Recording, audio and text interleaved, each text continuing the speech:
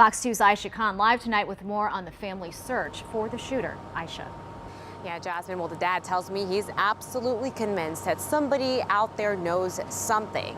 That's why he's pleading with them to come forward. Well, the sheriff's office says as soon as they heard about the incident, they immediately took steps to separate the transgender and the female inmate. But the mom says she is still wondering how all of this could have still happened. St. Louis County Police tell me reading or sending a text can take your eyes off the road for about 4.6 seconds. Well, Chesterfield Police tell me the man who worked at K Jewelers that used to be inside of Chesterfield Mall right behind me had a lot of explaining to do, not only to authorities, but also to his wife and mistress. Well, there is surveillance video, whatever may have happened at this Phillips 66 gas station behind me. The sheriff's office isn't releasing it just yet, but the mayor, who wouldn't speak to us on camera, had a lot to say off camera.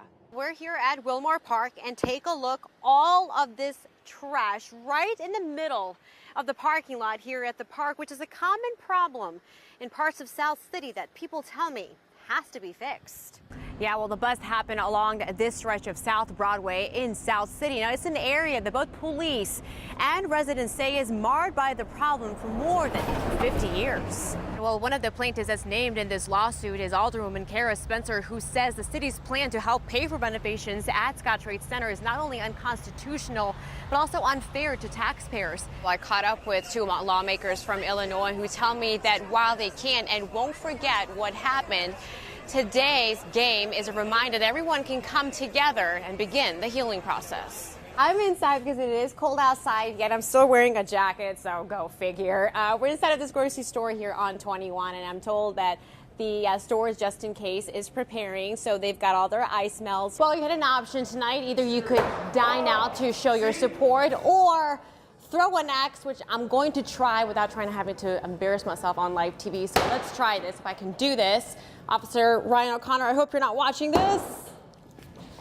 I was close. I was close. Solar eclipse day just a week away now. Just a week away, and tonight there are more warnings from optometrists about looking directly at the sun. News 11's Patrick Clark explains what you need to know before you look up.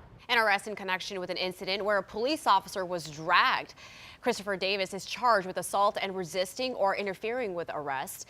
The incident happened Tuesday morning in North St. Louis as officers were investigating a drug deal inside a car on Maffitt. Well, tonight, plenty are taking matters into their own hands, packing shopping centers and stores for this last full day of shopping. And as Fox 2's Darian Henderson is finding out, many are getting their fill. Right, Darian? It's now up to Illinois State House representatives to approve state funding for schools. The state Senate met in a rare Sunday session voting to override Governor Bruce Rauner's mandatory veto of the bill. And a busy day for MoDOT crews treating and clearing roads for people needing to get around town on Christmas Eve.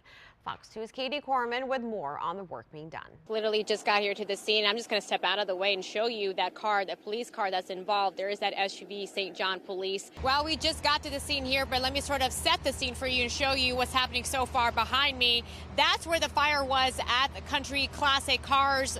Obviously now it is out. I can't even tell you how many fire departments are on the scene. We don't have a whole lot of information to work with at the moment, but we do know that about 45 minutes ago or so, we did notice that rescue boats with the St. Louis City Fire Department were seen in the water. Water position. Then it was time to be fitted into a special flight suit. It's meant to help squeeze the blood from the lower part of my body up to my head. There's also a helmet fitting. How's that feel? Tilted. Feel tilted? And a parachute training just in case. And there goes my parachute. Just like that. After nearly 4 hours of that, Lieutenant Colonel Walsh and I walked out on the tarmac. It all felt so surreal until I saw an F-16 fighter jet bearing my name right beside Walsh's.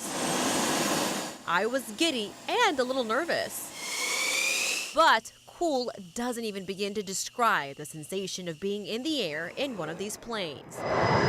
We rolled. Wow. We looped. Spot our smoke. There it is. So that we can go right through it. And flew upside down. Oh my God. But in between, I still managed to take a few snapshots. After an hour flight and major heartburn, And she's okay. we were back to where we started from.